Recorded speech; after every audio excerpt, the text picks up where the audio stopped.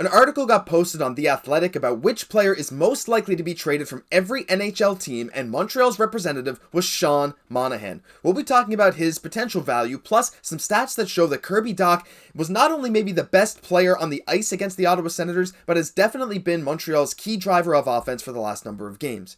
Finally, we're going to talk about Owen Beck, his debut, and a great quote from Owen about the team chemistry when he came up to Montreal, so you won't want to miss anything on this edition of Habs Digest.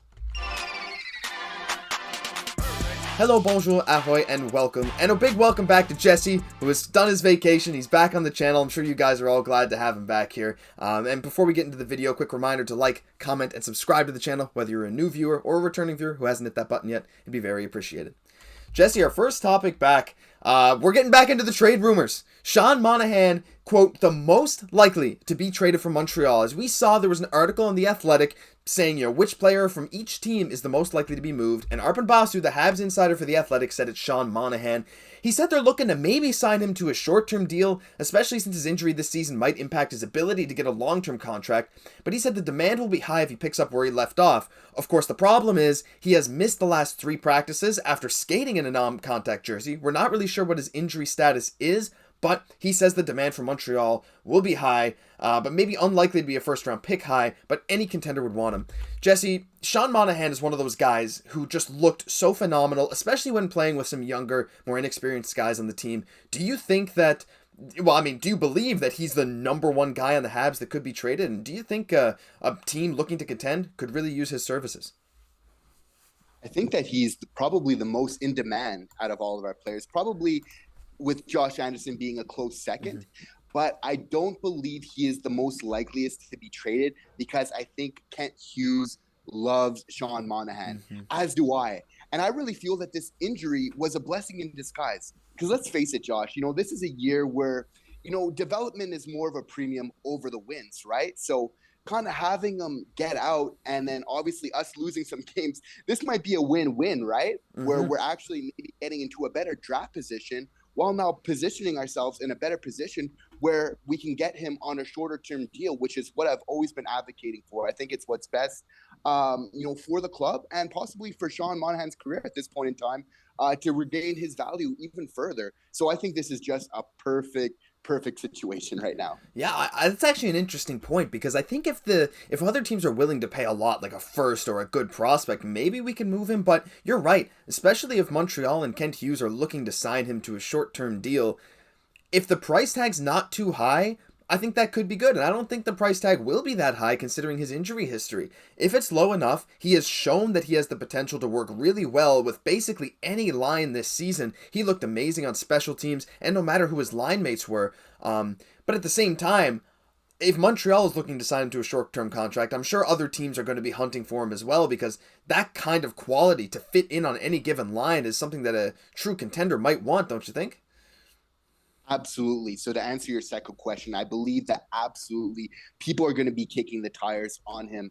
Absolutely. But if we can't get back a first rounder and dare I say possibly like another prospect with that, in my mind, there's no way that we can lose a player like Sean Monahan for anything less than that. Yeah, it's one of those weird situations where the team who has him sees his true value as a leader, as a mentor, and as a great chemistry guy on the ice, whereas other teams are going to try to downplay it by looking at his injury history and as his age that's creeping up. So it'll be interesting to keep an eye on as we move closer to the trade deadline, but I just wanted to update you guys on the most recent Sean Monahan news. Second topic today.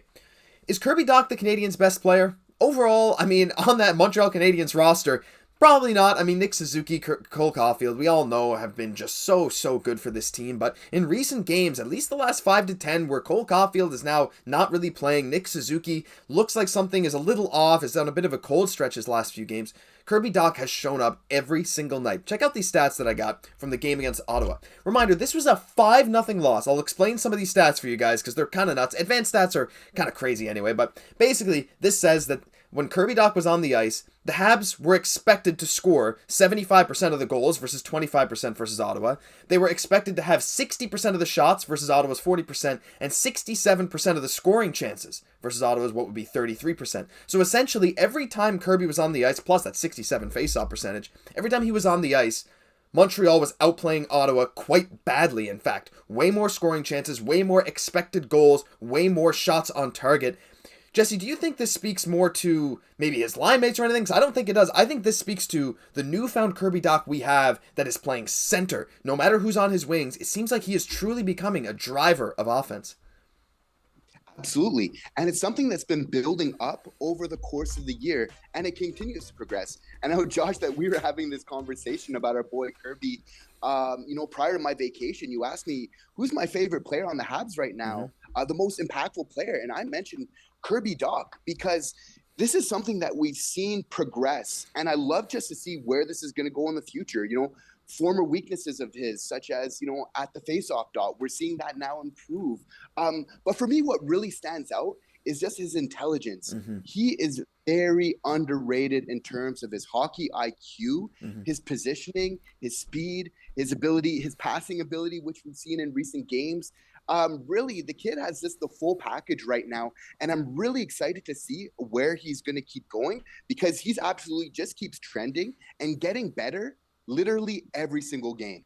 Yeah, for sure. And not only his intelligence, but one thing too that people mentioned before he came to Montreal was in Chicago, he didn't use his big frame the way they wanted him to. And what has he done since he's got to Montreal? Every game, like you said, it's getting better and better, where he's using his body to hit people hard. He's crashing into the corners, using his big body to screen in front of the net. He even had a fight with Andrew Kopp where he absolutely dropped the guy. He says he doesn't want to fight every night, but he is doing everything we could have possibly wanted, right? The combination of size and skill is rare. We thought we were getting someone like that in Josh Anderson, but Kirby Dach seems to be what we wanted in Josh Anderson. Is that crazy to say, Jesse?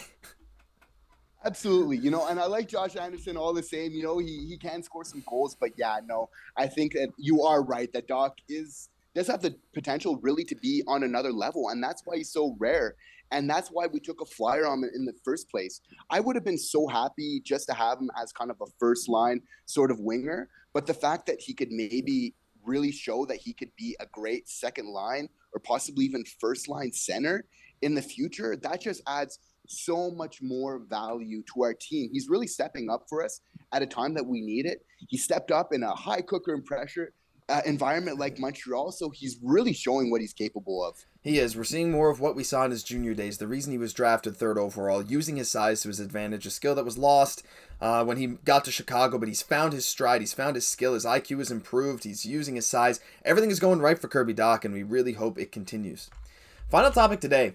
Fun little thing. As we all know, Owen Beck made his debut, his unexpected debut for the Montreal Canadiens Saturday night, hockey night in Canada, Montreal versus Ottawa. I mean, what a better stage. Is there a better stage to have your first NHL game? Well, maybe if it was in Montreal and they didn't lose 5-0, sure. But Owen Beck came in. Maybe his size wasn't great for the NHL level, but reminder, he's still only 18, but his IQ, his fast-paced offense and defense was quite good.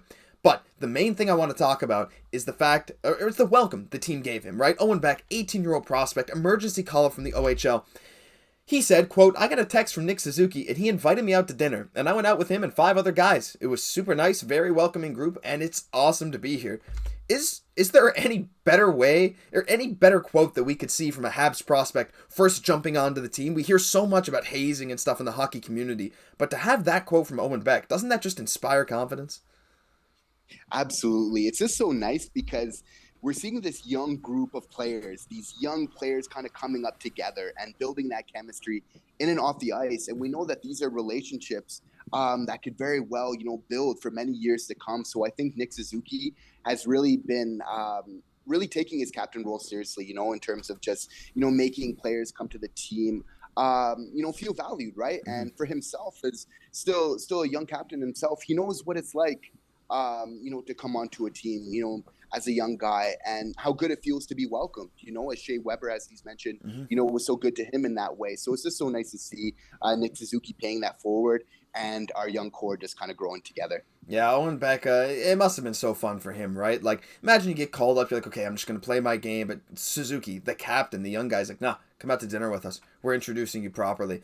And I think that inspired some confidence. He didn't really look nervous out there, which was awesome to see. He doesn't come across as that kind of guy, but what I find funny is right after the game, Eric Engels tweeted out, like Owen Beck has said, he's going right back to Peterborough. It was a one-game thing, to play on Hockey Night in Canada. Pretty awesome. And next day, today, he goes back to Peterborough, and I think Peterborough's first goal of the game, Owen Beck had the primary assist. This guy is doing awesome things. It's super exciting to see that, he's played well, and we've seen that apparently the Habs might be looking to call up another OHL player, maybe Mesar, in the next couple weeks if we need to, if the injuries stay bad, so keep an eye out on that. But that'll do it for this news edition of Habs Digest. If you enjoyed, leave a comment, like, subscribe to the channel, whatever you want to do. We love the support that you guys have been giving us. We're glad Jesse's back. We're excited for daily videos for the months and months to come. I'm Josh Gosse for my co-host Jesse Poirier. We'll catch you in the next video.